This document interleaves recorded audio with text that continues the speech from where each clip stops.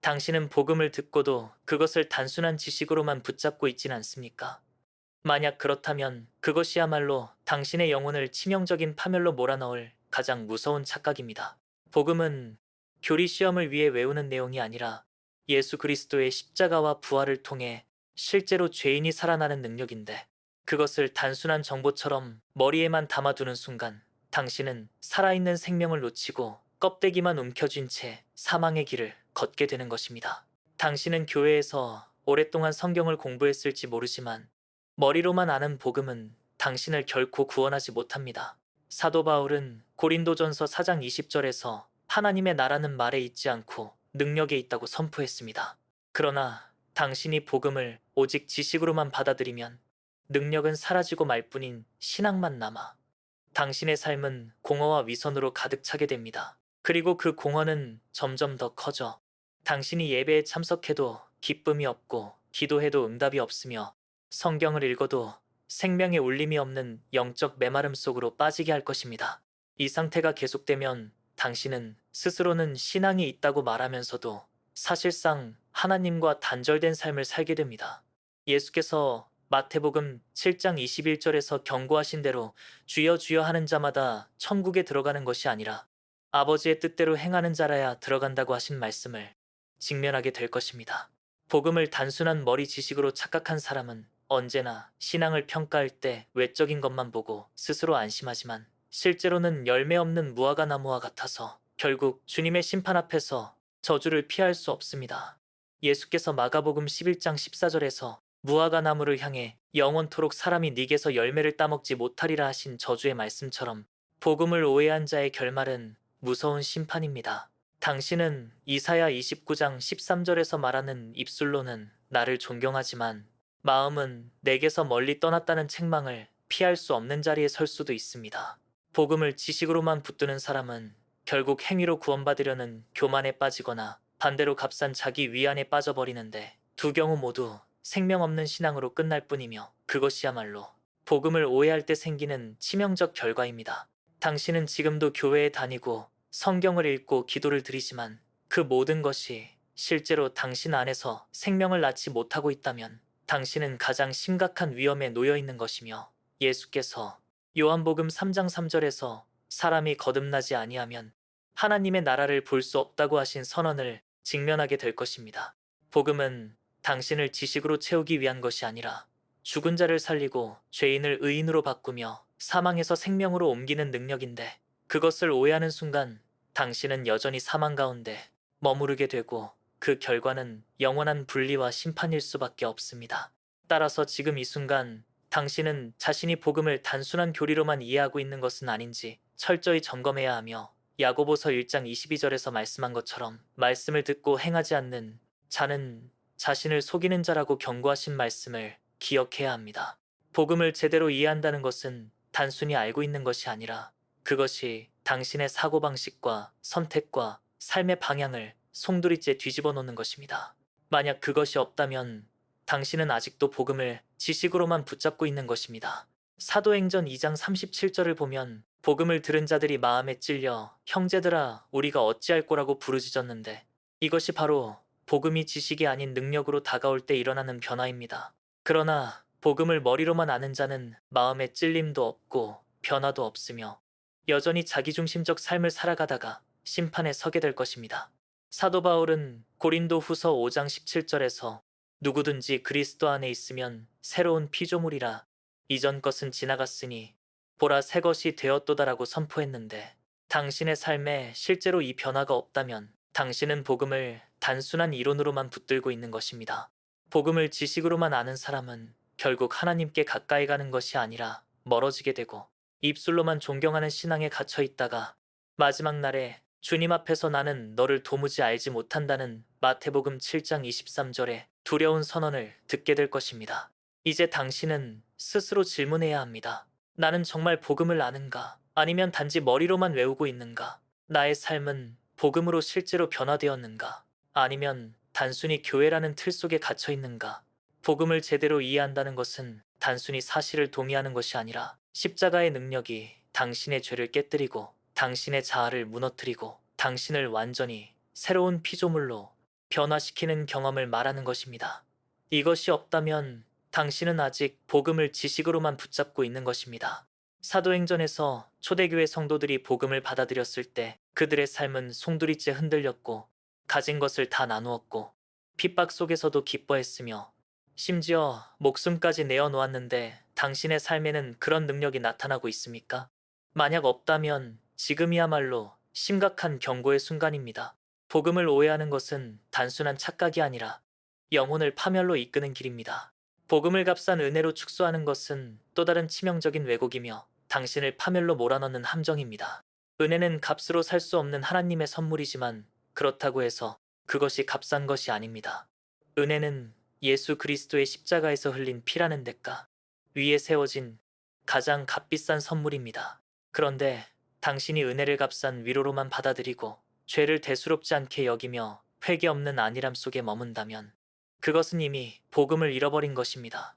로마서 6장 1절과 2절에서 사도 바울은 우리가 은혜 아래 있으니 죄에 거하겠느냐? 그럴 수 없다고 단호히 말했습니다.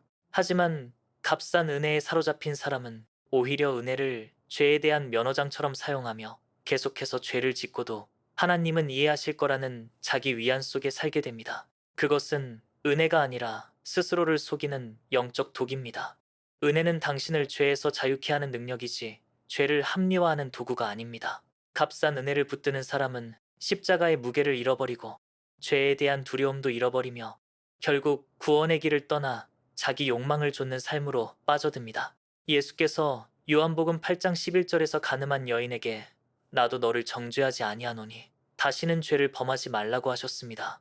은혜는 용서와 함께 반드시 회개와 변화로 이어져야 합니다. 그러나 값싼 은혜에 갇힌 사람은 용서는 붙들고 변화는 버린 채 여전히 옛사람으로 살아가며 스스로 속이는 것입니다.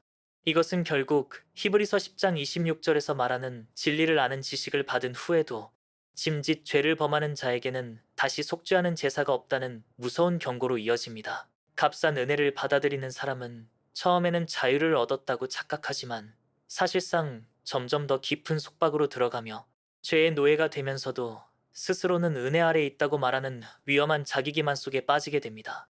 당신은 혹시 지금도 죄를 쉽게 대하며 스스로에게 이렇게 말하지는 않습니까? 하나님은 사랑이시니까. 괜찮아. 하나님은 은혜로우시니까 용서하실 거야. 그러나 이것은 하나님의 거룩하심을 모욕하는 말입니다. 베드로전서 1장 16절에서 하나님은 내가 거룩하니 너희도 거룩하라고 말씀하셨습니다. 은혜는 당신을 거룩으로 이끄는 능력이지 방종으로 끌어가는 도구가 아닙니다. 값싼 은혜는 결국 십자가를 값싼 장식품으로 만들고 복음을 편리한 종교 상품으로 바꾸며 당신을 하나님 나라에서 멀어지게 합니다. 사도 바울은 갈라디아서 5장 13절에서 자유로 육체의 기회를 삼지 말라고 경고했는데 값싼 은혜에 빠진 자는 바로 이 자유를 오해하여 육체를 합리화하는 길로 나아갑니다. 이 길의 끝은 결국 영적 죽음이며 계시록 3장 16절에서 라오디게아 교회를 향해 내가 너를 입에서 토하여 버리리라는 무서운 책망이 임하는 것입니다. 복음을 값싼 은혜로 축소하는 것은 결국 하나님의 진노를 부르는 길이며 이것이야말로 당신이 지금 반드시 경계해야 할 두 번째 치명적인 오해입니다. 복음을 왜곡하는 영적 거짓말은 가장 교묘하면서도 가장 파괴적인 함정이며 당신을 영원한 멸망으로 이끄는 치명적인 덫입니다. 사도 바울은 갈라디아서 1장 8절에서 우리나 혹은 하늘로부터 온 천사라도 우리가 너희에게 전한 복음 외에 다른 복음을 전하면 저주를 받을지어다라고 단호히 선포했습니다. 하지만 지금도 수많은 사람들이 거짓된 가르침을 복음이라 포장하며 영혼들을 미혹하고 있습니다. 번영과 성공만을 약속하는 복음, 인간의 욕망을 합리화하는 복음, 십자가 없는 영광만 강조하는 복음은 모두 영적 거짓말입니다. 이런 왜곡된 메시지를 받아들이는 순간 당신은 십자가의 고난은 외면한 채 부활의 영광만을 추구하는 잘못된 길로 빠지게 됩니다. 예수께서 누가복음 9장 23절에서 누구든지 나를 따라오려거든 자기를 부인하고 날마다 제 십자가를 지라고 말씀하셨는데 거짓 복음은 이 말씀을 삭제하고 오직 축복과 편안함만을 약속합니다. 그 결과 당신은 진정한 제자의 길을 버리고 자기 욕망을 따라가는 종교 소비자로 전락하게 됩니다. 또 어떤 거짓말은 예수님을 믿으면 더 이상 회개할 필요가 없다는 달콤한 속삭임을 퍼뜨리지만 요한 1서 1장 9절은 우리가 우리 죄를 자백하면 그는 미쁘시고 의로우사 우리 죄를 사하시고 모든 불의에서 깨끗하게 하신다고 말씀합니다. 즉, 복음을 왜곡하는 영적 거짓말은 회개 없는 신앙, 십자가 없는 구원, 제자도를 잃어버린 껍데기 신앙으로 이끌며 결국 멸망의 길로 내몰게 됩니다. 마태복음 24장 24절에서 예수께서는 거짓 그리스도들과 거짓 선지자들이 큰 표적과 기사를 보여 할 수만 있으면 택하신 자들도 미혹하게 하리라고 경고하셨습니다. 바로 이것이 거짓 복음의 무서움입니다. 겉으로는 은혜와 능력을 말하는 것 같지만 실제로는 당신의 시선을 십자가에서 떼어내고 세상의 욕망으로 끌어가는 것입니다. 디모데후서 4장 3절과 4절은 사람들이 바른 교훈을 받지 아니하며 귀가 가려워 자기 사욕을 따를 스승을 많이 두고 진리에서 돌이켜 허탄한 이야기를 따르리라 말씀합니다. 지금 이 시대가 바로 그러하며 당신도 이 거대한 영적 거짓말의 파도에 휩쓸릴 위험 앞에 서 있습니다.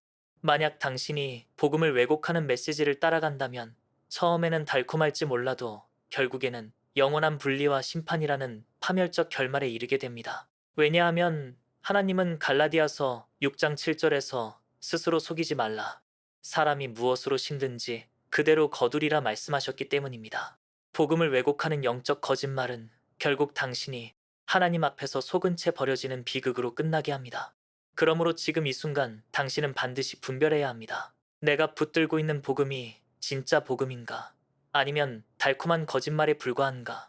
만약 당신이 십자가 없는 복음, 회개 없는 복음, 자기 부인의 길을 부정하는 복음을 붙잡고 있다면 그것은 결코 구원의 길이 아닙니다. 오직 십자가의 복음만이 당신을 살리고 영원한 생명으로 인도할 것입니다. 그 복음을 왜곡하는 순간 당신은 가장 무서운 파멸의 길을 걷게 되는 것입니다. 그러므로 이제 당신은 선택해야 합니다. 지식으로만 머무는 신앙, 값싼 은혜에 안주하는 신앙, 거짓 복음을 따라가는 신앙은 모두 결국 파멸로 끝날 뿐입니다. 오직 십자가의 복음을 바로 붙들고 삶으로 순종하며 끝까지 견디는 자만이 구원을 얻습니다. 마태복음 24장 13절에서 예수께서 끝까지 견디는 자는 구원을 얻으리라 말씀하셨습니다. 지금 이 말씀은 바로 당신을 향한 경고이자 초청입니다. 오늘 당신이 복음을 올바로 붙잡고 회개와 순종으로 나아갈 때 당신은 생명을 얻고 영원한 나라에 들어가게 될 것입니다. 그러나 만약 이 순간에도 결단을 미룬다면 그것이야말로 가장 치명적인 비극일 것입니다.